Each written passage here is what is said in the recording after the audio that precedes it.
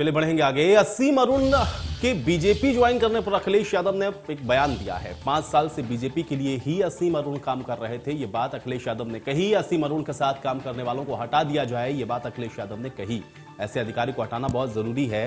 अखिलेश यादव की तरफ से चुनाव में भाजपा अधिकारी सब मिलकर चुनाव लड़ रहे थे, ये बात अखिलेश यादव ने कही है। चूंकि कानपुर के कमिश्नर के तौर पर असीम अरुण काम कर रहे थे, आज उन्होंने भारतीय जनता पार्टी को ज्वाइन किया। इसके बाद जाहिर बात है कि इस तरह के जो राजनीतिक स्टेटमेंट हैं वो आने थे। अखिलेश यादव ने इसको लेकर के ये बड़ा बयान दिया है कि 5 साल से भारतीय जनता पार्टी के लिए ही ये जो अधिकारी हैं वो काम कर रहे थे और असीम अरुण के साथ और भी जो लोग काम कर रहे हैं उनको भी हटाया जाना चाहिए। ऐसे अधिकारियों को हटाना जरूरी है अगर निष्पक्ष चुनाव करवाने हैं तो। फिर उन्होंने पंचायत चुनाव को भी इसके साथ जोड़ा कि पंचायत चुनाव के वक्त भी भाजपा और अधिकारी दोनों मिलकर के काम कर रहे थे। इस बात को भी अखिलेश यादव ने इसके साथ कोट किया है। तो आज प्रेस कॉन्फ्रेंस में अखिलेश यादव ने ये बड़ा बयान दिया। जो अधिकारी, मैं चुनाव आयोग से इस बात की शिकायत करूंगा कि पिछले 5 साल में असीम अरुण के साथ जो जो अधिकारी लगातार ड्यूटी पे रहे हैं, पार्टी में इनको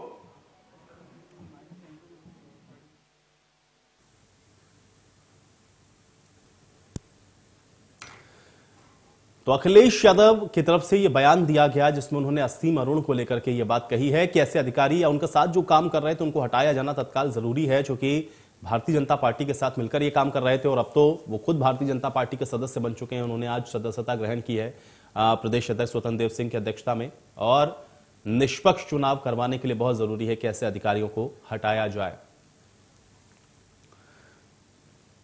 और चलिए इसी पर बातचीत करते हैं। रजनीश हमारे साथ हमारे सहयोगी जुड़ रहे हैं। रजनीश, असीम अरुण को लेकर के अखिलेश यादव की तरफ से आज जो बात कही गई है उसको किस तरह से देखा जाए, क्योंकि बड़ी बातें, या हम एक तरीके से ये कह सकते हैं कि बड़ी गंभीर बातें अखिलेश यादव ने कही, जिसमें उन्होंने कहा ऐसे अधिकारियों को हटाना बहुत जरूरी है अगर निष्पक्ष चुनाव करवाने हैं। फिर पंचायत चुनाव को भी उन्होंने जोड़ा जिसमें वो ये कह रहे थे कि बीजेपी और ये अधिकारी मिलकर उस वक्त काम कर रहे थे। कैसे इसको देखा जाए और क्या कुछ कहा अखिलेश यादव ने आज, विस्तार पूर्वक बताएं। देखिए, चूंकि अखिलेश यादव की रोज प्रेस कॉन्फ्रेंस हो रही है और जब चुनाव के समय प्रेस कॉन्फ्रेंस होते हैं तो अपनी बात कम कही जाती है, विपक्ष पे आरोप ज्यादा लगाया जाता है। ये परंपरा भी रही है। अखिलेश यादव नहीं, ये बीजेपी भी जब विपक्ष में थी तो उनका यही काम था। आज अखिलेश यादव का जो आरोप है अनायास आरोप नहीं है। कुछ दिन पहले उनका एक शिष्टमंडल ने एक चिट्ठी लिखा था जिसमें प्रमुख सचिव गृह अवनीश अवस्थी को लेके प्रमुख सचिव सूचना नवनीत सहगल को लेके एक चिट्ठी लिखी थी, जिसमें उनका आरोप था कि जब तक ये लोग रहेंगे तब तक निष्पक्ष चुनाव करा पाना संभव है। और अवनीश अवस्थी को लेके कांग्रेस ने भी सवाल खड़े किए थे जब इलेक्शन कमीशन के चीफ यहाँ उत्तर प्रदेश के दौरे पर आए थे। आज असीम अरुण के बहाने पूरी व्यवस्था पे अखिलेश यादव ने हमला बोला है। चूंकि असीम अरुण कानपुर के कमिश्नर रहे, पहले कमिश्नर रहे, इसके पहले वो बड़े बड़े पदों पे रहे हैं, एटीएस में रहे हैं। जिस एटीएस में रह के उन्होंने एक लखनऊ में सैफुल्ला इनकाउंटर हुआ था 5 साल पहले जो बड़ा चर्चित था, उस पर मूवी भी आई थी। अखिलेश यादव की सरकार थी, हालांकि आचार संहिता लग गया था, 4 चरण का चुनाव हो गया था तो इनकाउंटर हुआ था सैफुल्ला का, आपको याद होगा, दर्शकों को भी याद होगा।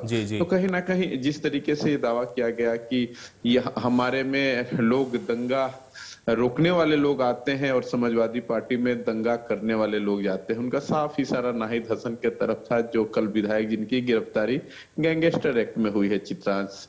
तो इंतजार तो था ही कि अखिलेश यादव का कुछ बड़ा पलटवार आएगा। पलटवार आ भी गया, आप दर्शकों को बता भी रहे हैं। तो उन्होंने प्रेस कॉन्फ्रेंस में बिल्कुल नहीं, लेकिन रजनीश, चूंकि ये कोई नया नहीं है, इससे पहले भी हम लोगों ने देखा है कि बहुत सारे प्रशासनिक अधिकारी ऐसे रहे हैं, ये भारतीय जनता पार्टी, समाजवादी पार्टी या कांग्रेस पार्टी, अलग अलग पार्टियों का रुख करते रहे हैं।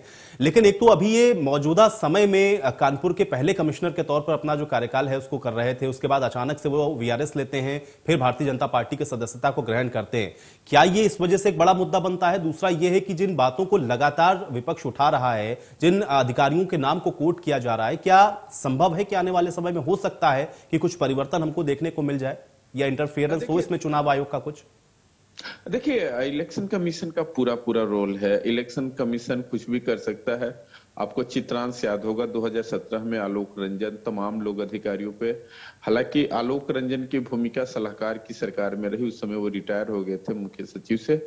बीजेपी ने एक चिट्ठी लिखा था, तत्कालीन डीजीपी एक अल्पसंख्यक कोटे से आते थे, बाद में उनको डेपुटेशन पर सेंट्रल में भेजा गया। तमाम तरीके के, मैंने पहले ही कहा कि चुनाव के मौसम में ऐसे आरोप प्रत्यारोप लगते रहे हैं। रोज प्रतिनिधि मंडल मिलेगा, अभी अभी वो मौसम नहीं आया है, उस मौसम का इंतजार है। लेकिन आज जो असीम अरुण पे हमला हुआ है, चूंकि साफ है कि असीम अरुण को चुनाव में पार्टिसिपेट करना है, असेंबली के चुनाव में वो कन्नौज से चुनाव लड़ेंगे, तो समाजवादी पार्टी को पता है कि ऐसे ये सेवा करने के लिए नहीं आए हैं, कैडर बनने के लिए, बीजेपी के मूल कैडर बनने के नहीं आए हैं, तो चुनाव लड़ने के लिए ही आए हैं। तो एक पिच तैयार किया जा रहा है, फील्ड तैयार किया जा रहा है असीम अरुण के खिलाफ, क्योंकि उनके खिलाफ जो कैंडिडेट होगा थोड़ी सी दिक्कत तो उसके सामने होगी। तो एक वीआरएस ले चुका आईपीएस, उसके बारे में अभी से भारतीय जनता पार्टी ने बनाना माहौल चालू कर दिया, तो जिन्होंने 40 आतंकवादियों को इनकाउंटर किया, गिरफ्तारी की। मैं खुद प्रेस कॉन्फ्रेंस में मौजूद रहा जब असीम अरुण की ज्वाइनिंग हो रही थी। अनुराग ठाकुर थे, तो जब अनुराग ठाकुर जहां से मैदान संभाल रहे हो, तो जाहिर सी बात है अखिलेश यादव का पलटवार आना लाजमी है। बिल्कुल। और कुल मिलाकर रजनीश, अभी और रंग हम लोगों को देखने को मिलेंगे, थोड़ा इंतजार और करते हैं, देखते हैं कि यहाँ पर अभी और इस पर वार पलटवार क्या होते हैं। बहुत शुक्रिया फिलहाल के लिए इस बातचीत और जानकारी के लिए।